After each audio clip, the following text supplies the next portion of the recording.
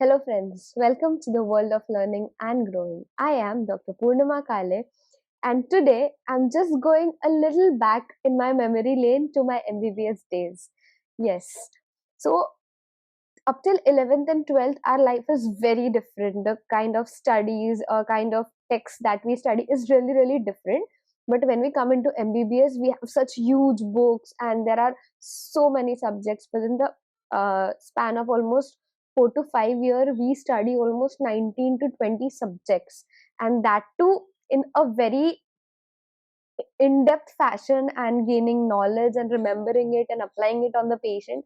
So it is a very roller coaster kind of ride, and at times it gets overwhelming because the sheer amount of text that we have to study is so huge that we at times get really it bogs us down, and we get into this negativity and frustration of yaar itna पढ़ के कैसे होगा. And then we have this culprit, our very own phone. Yes, so I think this takes up a lot of time with all the apps coming up such as Instagram, Snapchat. I think they're constantly on our phones, and it is also taking us away from the time which we used to dedicate earlier to reading or to studying. So today what I'm going to tell you is how to ditch this and study. So, how to avoid distractions and optimize your study schedule. So, who am I to tell this? So, just a little intro. I am a very fun loving person. Yes, like everybody else, I did not study the entire year, even in all my MBBS prof. But when there was the time of PLs, that is preparatory leave that we get around 45 days to 50 days, so then and there was 100% dedication from my side, and I was a topper in my college throughout MBBS, and even in my MD I scored 76% marks in my theory with under with a very hectic schedule of residency. So there are certain hacks. I think we have to condition our mind, we have to understand the fact that we can make certain changes in our lives which will make it really easy for us to make that switch from distraction to optimizing our schedule to focus on what really matters. So let's just begin. There are simple tips that you need to understand and apply it in your life so that you avoid this distraction and you focus on your studying, because that will fetch your marks, that will build your career. First and foremost, set up a study area. So you cannot just sit on the couch and read, you cannot just sit on the bed and read. You have to dedicate a proper table and chair where you will have your books. So when you sit there, your mind knows that you have to only focus on studying.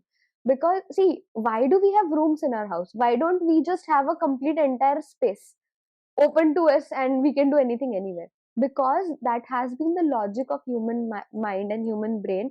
Because as you have studied in MBBS, brain also has specific locations for specific things. Like frontal cortex is our personality, occipital cortex is vision. So everything has a specific location. Like that, we have kitchen, to prepare food. We don't prepare food in halls, right? Or your living room or your bedroom.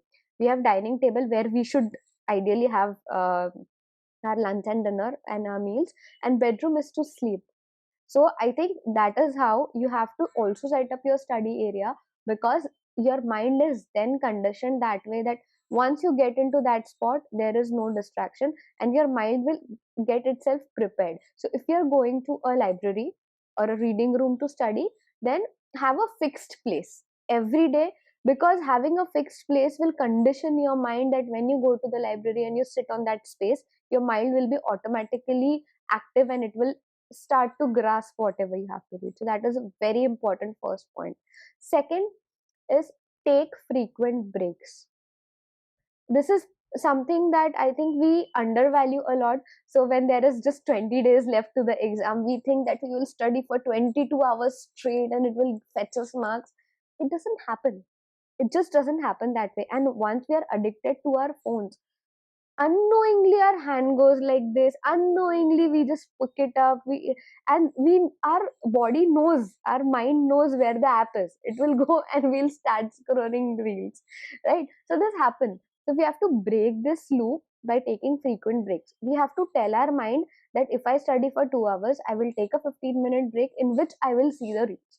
Okay, so you don't have to divide yourself of the dopamine rush that we are used to having every single day, but you shouldn't touch your phone while you are studying for that period of 2 hours. But after that, yes, when you take your break, definitely don't try and resist the urge, because then it will hamper your next 2 hours, right? So if you want to check your phone, check only in the time which is allocated for the breaks. Now when you take a break, don't just sit at that single place and scroll your phone. Get up, walk, walk outside, have sips of water, eat something if you are hungry. That will refresh your body in all.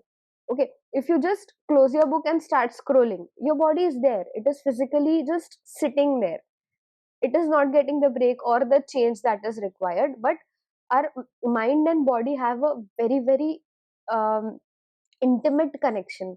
So once we get some movement, our body also refreshes, our mind also refreshes, and we can sit for the next session for a with a fresh mind and a fresh physical body. Third important thing is, if you have to do one complete subject in 5 days, because that happens in almost second year, it happened to me that we had 4 subjects to study, and I started it around 40-45 days studying properly for the exam, and I had 10 days to study each topic or each subject, not even topic. So it gets really overwhelming when I had that book of Robin in my hand of pathology, and I was like, oh my god, how can I even finish this in 10 days? So the hack here is to divide it into smaller chunks. So just think about the first 2 hours that you're going to study. Just say that I'm going to do these 10 pages in 2 hours. So when you get done with it, you get a sense of confidence. Then in the next 2 hours, try to do 15 pages because you're already in the flow. And like this, maximum portion of the book gets covered. During exams, as such, we don't read the entire text, we only read the most important things. So you also have to know the most important things, which are the previously asked questions, so PYQs are there, and the most importantly discussed topic in your uh, colleges, in your lectures. Those are the important topics which you cannot leave during the time of exam. So when you know this, you are studying very targeted manner in a very specific fashion, and you won't get overwhelmed by the bulk of the studies that we have. Now I think there is also a role of friends in there. So whenever you have friends, or you are in a library, you are watching 10 people studying, there is a urge to study from within, because if you are sitting at home, you think अच्छा मैंने आज 3 घंटा पढ़ाई कर लिया, बहुत हो गया. But when you go to a library where 10 people are studying in front of you for 12 hours straight, you'll be like, oh my god, I am competing against these people, so I have to study really hard and make my way, because passing in MBBS might be easy, but gaining knowledge and applying it in real life is difficult. So I think we should have a balance of both, and it is better if you study in a surrounding where other people are also studying for the same exam, so that you also get that sense of competition. And yes, we perform better when we feel the urge to study, when we look around us. The last but not the least is manage your health, because if you are hungry, if you are having fever, if you are depressed, if you are not feeling well, then it will reflect on your concentration ability. You will not be able to remember even if you are reading everything. You have to be physically fit, mentally fit, and emotionally fit. If you are having any problem, or if you are going through a difficult phase, I think you should consult your friend. If your friends are not useful, you should consult a doctor or a mentor or even your teachers. And if not, you can definitely contact us. We are always there to help you out with everything. But there has to be somebody that you can take out your mental frustration or your agony to. And once you're done with that, try meditation, or try just listening to guided meditation for 10 minutes before you start the exam, it really calms down your nerves, and you can perform really better with this. So it is important to remain physically fit, mentally fit, emotionally fit when you sit down to study, and it will definitely decrease your distractions.